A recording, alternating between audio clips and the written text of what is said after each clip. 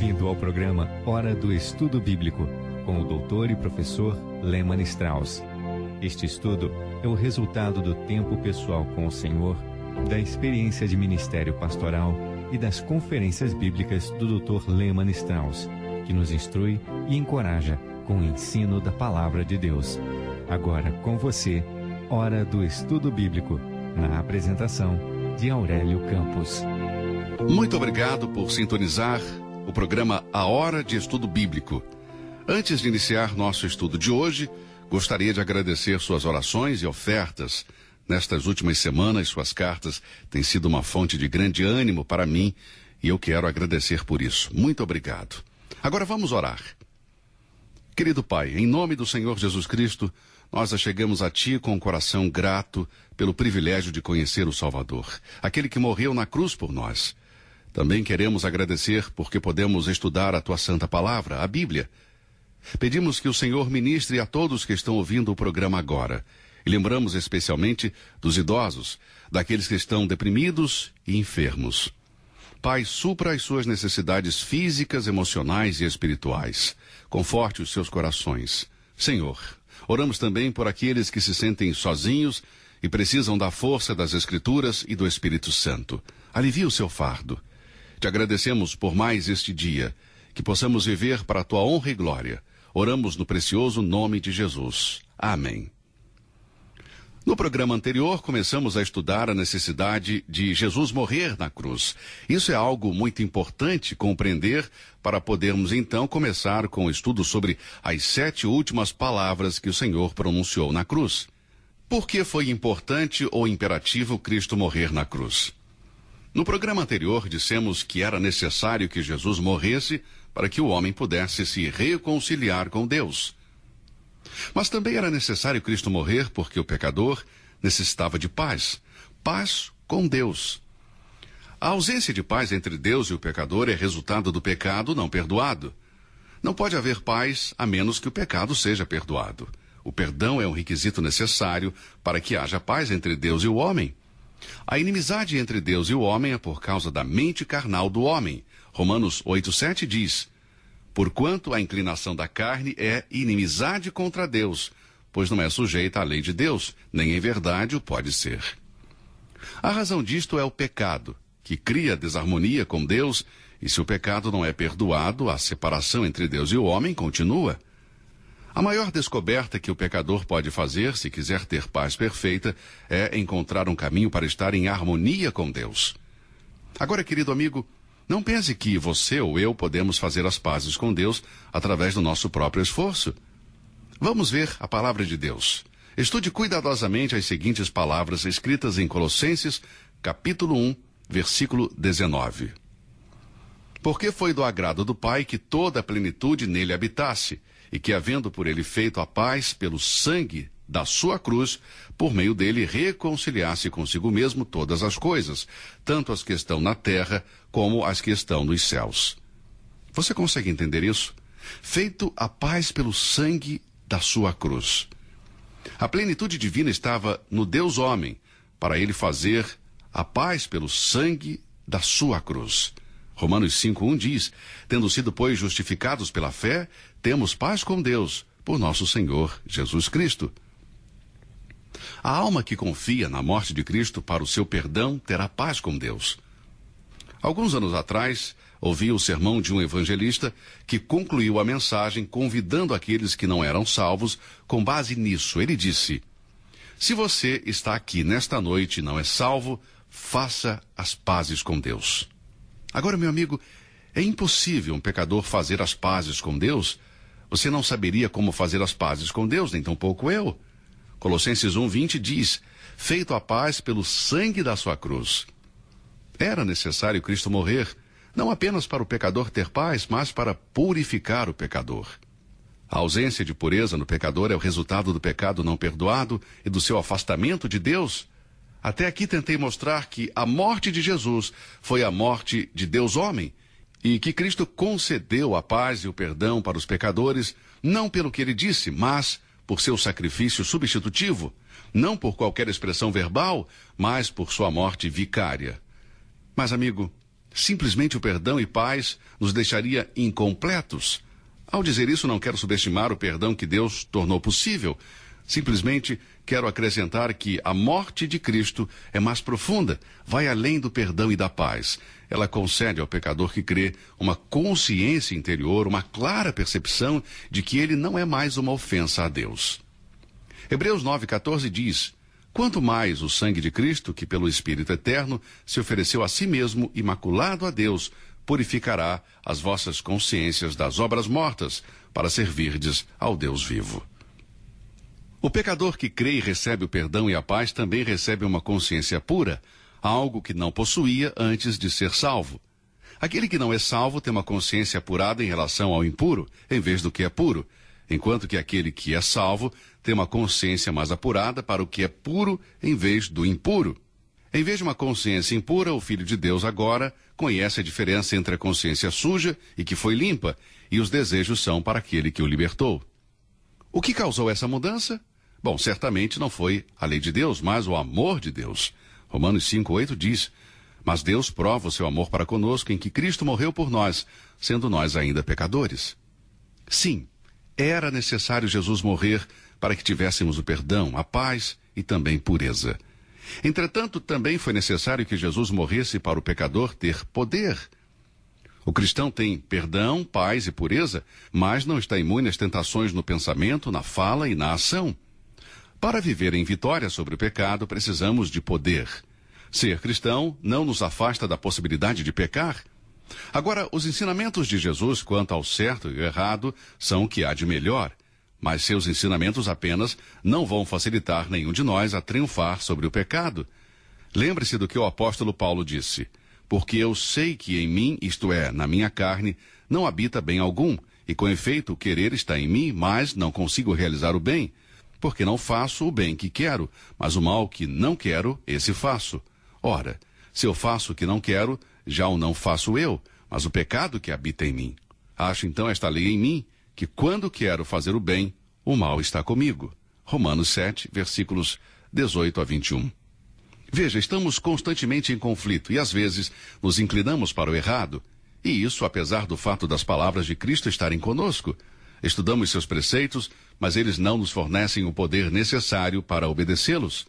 As palavras não nos dão o poder para vencer o mal, mas conseguiremos fazer isso através de sua morte. Vamos ler o texto onde encontramos a base para isso.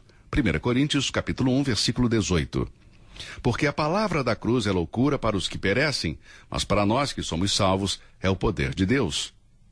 Sim, amigo, a morte de Cristo nos dá poder. Nós, cristãos, fomos salvos do castigo do pecado. Efésios 2,8 diz: pela graça sois salvos. E também temos a certeza de que seremos salvos da possibilidade de pecar. O primeiro está no passado, isto é, fomos salvos do castigo do pecado, e o segundo está no futuro, seremos salvos da possibilidade de pecar. O que eu quero falar agora é sobre o poder do pecado no presente, a vitória para não cometer pecado. Nós somos salvos do castigo do pecado, seremos salvos da possibilidade de pecar, mas podemos ser salvos agora da prática do pecado? O versículo de 1 Coríntios 1,18 nos diz que somos salvos e a palavra da cruz é o poder de Deus para esta salvação. Veja, a salvação na Bíblia está definida em 3 tempos, 3 etapas ou 3 passos. Estes 3 tempos de salvação estão relacionados com os 3 tempos gramaticais, passado, presente e futuro. A palavra eterna da cruz permite o pecador encontrar a salvação da culpa do pecado. Mas esta mesma palavra eterna dará o poder para viver poderosamente sobre o pecado. Observe isto. Não é a pregação da cruz, mas a palavra. O verbo que se fez carne, em quem habita toda a plenitude da divindade e que morreu na cruz. Agora não é o meu propósito nesta série de estudos simplesmente examinar as palavras que o homem pronunciou quando estava morrendo na cruz, mas as palavras da palavra, Jesus. Quando chegamos ao fim dos nossos próprios recursos e percebemos que sem Cristo nada podemos fazer, é então que Ele trabalha com o seu poder em nós e através de nós. Quando digo que Cristo é suficiente para tudo o que você e eu necessitamos nesta vida, isso inclui o poder necessário para uma vida vitoriosa sobre o pecado. E agora, por fim, foi necessário que Cristo morresse para a esperança do pecador. Ouça o que diz 1 Coríntios 15, 19. Se é somente para esta vida que temos a esperança em Cristo, dentre todos os homens somos os mais dignos de compaixão. Não há esperança em uma religião cujo fundador permanece morto. Os discípulos no caminho de Emaús testemunharam isso. Após a crucificação de nosso Senhor, eles seguiram o seu caminho sem esperança. Em Lucas 24, 17, lemos que eles estavam tristes. E por que eles estavam tristes? Bem, a resposta é clara, está no versículo 21. E nós esperávamos que fosse ele o que remisse Israel, mas agora, sobre tudo isso, e já hoje o terceiro dia, desde que essas coisas aconteceram. A esperança que eles uma vez tiveram já não mais estava com eles, por causa dos seus próprios corações insensatos e incrédulos. Na verdade, eles sabiam mais do que criam. Vamos voltar agora para os 3 imperativos que estudamos no programa anterior. Nós vimos que a ressurreição corporal de Cristo está inseparavelmente ligada à sua morte, nas seguintes passagens: Mateus 16, 21, Marcos 8, 31 e Lucas 9, 22. O Salvador deveria morrer e também ressuscitar. A esperança do crente não está somente na morte do Senhor, mas também na sua ressurreição. Quando o Evangelho é definido por Paulo, a ressurreição corporal de Cristo é uma parte integrante do mesmo. O apóstolo Paulo escreveu em 1 Coríntios 15, versículos de 1 a 4. Irmãos, quero lembrar-lhes o Evangelho que lhes preguei, o qual vocês receberam e no qual estão firmes. Por meio deste Evangelho vocês são salvos, desde que se apeguem firmemente à palavra que lhes preguei. Caso contrário, vocês têm crido em vão. Pois o que primeiramente lhe transmiti foi o que recebi, que Cristo morreu pelos nossos pecados, segundo as Escrituras, foi sepultado e ressuscitou ao terceiro dia, segundo as Escrituras. Nossa esperança futura está no Senhor Jesus ressuscitado, mas vemos que foi necessário primeiro morrer antes que ele pudesse ressuscitar dos mortos. De acordo com Romanos 4, 25, ele foi entregue à morte por nossos pecados e ressuscitado para nossa justificação. Em 1 Pedro 1, 3 lemos: Bendito seja o Deus e Pai de nosso Senhor Jesus Cristo, conforme a sua grande misericórdia, ele nos regenerou para uma esperança viva, por meio da ressurreição de Jesus Cristo dentre os mortos. Agora sim, vamos começar o estudo da primeira palavra que Cristo disse quando ele estava na cruz. Vamos ler Lucas 23, versículo 34. E dizia Jesus: Pai, perdoa-lhes, porque não sabem o que fazem. Quando nos aproximamos do Salvador em agonia, podemos vislumbrar um pouco do grande peso do seu coração. Não havia ressentimento nestas palavras. Ele poderia ter pronunciado maldições sobre aqueles que infligiam esse sofrimento. Em suas palavras não havia autopiedade nem egoísmo. Ele poderia ter pedido clemência e consideração àqueles que o torturavam. Será de grande proveito estudarmos as palavras pronunciadas por Cristo na cruz, ouvindo atentamente cada palavra para não perder o seu pleno significado. Observe neste versículo que acabamos de mencionar a primeira palavra, a palavra Pai, porque ele nos mostra algo. Apesar de tudo o que tinha acontecido e que estava acontecendo naquele momento, ele não perdeu a consciência de sua condição de Filho eterno. O Pai e ele ainda possuíam uma bendita união. Sob uma carga pesada, quando o justo está sendo oprimido e o injusto parece ser triunfante, a fé fica tentada a duvidar de que Deus ainda está lidando conosco como um pai, mas sim pensarmos que ele está nos tratando como um juiz. Apesar da situação, o Senhor Jesus não deixou de se beneficiar da relação que existia entre ele e o Pai. É importante lembrar que ele começou seu ministério público orando ao Pai, Lucas 3, 21, e agora o vemos na cruz concluindo seu ministério com oração. Que maneira de começar e que maneira de terminar, em uma bendita comunhão com o Pai Celestial. Durante a breve estada de Nosso Senhor na terra, às vezes, ele passava uma noite inteira em oração. E agora, no fim, em meio de sua mais profunda tristeza, ele ora. E a maior bênção é que ele nos permite ouvir o que ele disse para o Pai. Meu amigo, eu não posso pensar em um relacionamento na terra mais gratificante do que o de pai e filho, onde um confia no outro. Portanto, ó filhos de Deus, nem por um momento pense que você é inútil. Se não podemos participar de reuniões, distribuir folhetos, ensinar na escola dominical, cantar, tocar um instrumento musical, pregar ou escrever um livro, podemos então orar. E peço a todos que ouvem esse programa, se você é um filho de Deus, por favor, coloque esse programa na sua lista de orações. Ore pelo menos uma vez por dia por esse ministério. Alcançamos muitas pessoas que nunca ouviram a verdade de Deus. Creio que existe uma necessidade profunda nos corações das pessoas pela palavra de Deus, não pela simples pregação, nem pela exposição do púlpito, pelo gritar ou chorar, pelo pedir dinheiro, mas sim pelo simples ensino, pela exposição da palavra de Deus. Então, por favor, orem por este ministério. Muito pode, por sua eficácia, a oração de um justo. Pense no querido Senhor Jesus no momento da sua morte, quando ele estava fisicamente incapaz de se mover. Ele elevou seu coração e a sua voz em oração ao Pai em favor dos outros. Que privilégio é orar! Mesmo em tempos de doença ou velhice, você e eu podemos orar. Em sua oração, o Senhor Jesus disse: Pai, eles não sabem o que fazem. Agora, isso me diz que eles não sabiam algo. E o que eles não sabiam? Certamente eles não ignoravam o fato de que eles estavam crucificando o inocente. Vamos ler o que Pilatos disse em Lucas 23, versículos 14 e 15. Vocês me trouxeram este homem como alguém que estava incitando o povo à rebelião. Eu o examinei na presença de vocês e não achei nenhuma base para as acusações que fazem contra ele. Nem Herodes, pois ele o mandou de volta para nós. Como podem ver, ele nada fez que mereça a morte. Quando os judeus descobriram que Pilatos, seguindo seu costume de libertar um prisioneiro na Páscoa, estava planejando soltar Jesus, eles pediram para libertar Barrabás. A multidão sabia, e Judas também, que Cristo não tinha feito nada digno de morte. Não ignoravam o fato de que eles estavam enviando para a morte um homem inocente. Todo o julgamento do Senhor Jesus foi uma injustiça. Então, o que eles não sabiam? Jesus orou: Pai, perdoa-lhes porque não sabem o que fazem. O que eles não sabiam? Eles estavam crucificando o Senhor da glória. O apóstolo Paulo escreveu em 1 Coríntios 2:8, a qual nenhum dos príncipes deste mundo conheceu, porque se a conhecessem, nunca crucificariam ao Senhor da glória.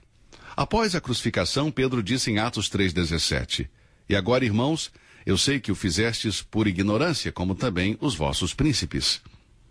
Por todos os seus pecados contra a luz, havia uma cegueira em relação à pessoa e o propósito de Jesus Cristo. Tanto Pedro como Paulo reconheceram esta cegueira dos inimigos de Cristo. Porque Cristo era tão diferente do Messias que eles esperavam, as pessoas não tinham conhecimento do crime terrível de sua conduta. A maior ignorância do mundo de hoje é a ignorância dos homens sábios do mundo em relação às coisas espirituais. E como as pessoas são ignorantes hoje em relação a coisas espirituais? Me surpreendo com a ignorância das pessoas sobre a Bíblia. Os sábios do mundo são tão ignorantes em relação às coisas espirituais simplesmente porque negligenciam a Bíblia. Todos os dias o homem descobre algo novo sobre a criação de Deus e ao mesmo tempo ainda sabe tão pouco sobre Deus. E ainda hoje vemos a cegueira do pecado. Pense nos judeus incrédulos. Em 2 Coríntios 3,14 diz: mas os seus sentidos foram endurecidos, porque até hoje o mesmo véu está por levantar na lição do Velho Testamento, o qual foi por Cristo abolido. Pense nos gentios incrédulos de hoje. 2 Coríntios 4,4 diz: nos quais o Deus deste século cegou os entendimentos dos incrédulos, para que lhes não resplandeça a luz do Evangelho da glória de Cristo, que é a imagem de Deus. Nestes dias em que o conhecimento cresce, você pode observar grandes avanços em qualquer campo da ciência, mas o espiritual, o interior, não cresce na mesma proporção que o exterior. Alguns desses grandes segredos científicos estão nas mentes dos incrédulos. E apesar de todas essas descobertas científicas, muitos homens permanecem cegos espiritualmente. Mas isso não acontece com todos os intelectuais. Lembro-me do general Lew Wallace, do Exército dos Estados Unidos, que com toda a sua carreira brilhante e destreza intelectual, lia cuidadosamente a Bíblia para provar que era falsa. Mas o véu da sua cegueira desapareceu porque ele viu a sua vergonha e aceitou a Cristo como seu Salvador. O famoso escritor russo Tolstói disse: Durante 35 anos da minha vida, eu fui um homem que não acreditava em nada. 5 anos atrás, eu criei nas doutrinas de Jesus e toda a minha vida foi transformada. Bem, amigo, e quanto a você? Você já aceitou o Senhor Jesus como seu salvador pessoal? Talvez você tenha uma grande educação e é uma pessoa inteligente. Talvez seja um advogado respeitado, um doutor, um professor. Mas sem Cristo Jesus, você está cego. Os seus olhos, o seu coração, a sua mente, eles estão fechados. Eu oro para que eles possam se abrir para receber a Cristo Jesus como seu Salvador. Se você não é crente, confie hoje no Senhor Jesus e será salvo. Meu amigo, minha amiga, meu irmão, minha irmã em Cristo, obrigado por nos ouvir hoje. Obrigado por este estudo. Obrigado pelo seu tempo. Que Deus o abençoe e até o nosso próximo programa. Você ouviu Hora do Estudo Bíblico com o professor e doutor Lehmann Strauss, na apresentação de Aurélio Campos. Se você deseja ouvir novamente esta mensagem, visite a nossa página na internet www.bbnradio.org. Fica o convite para você nos acompanhar amanhã, neste mesmo horário, aqui na BBN. Hora do Estudo Bíblico é uma produção da BBN.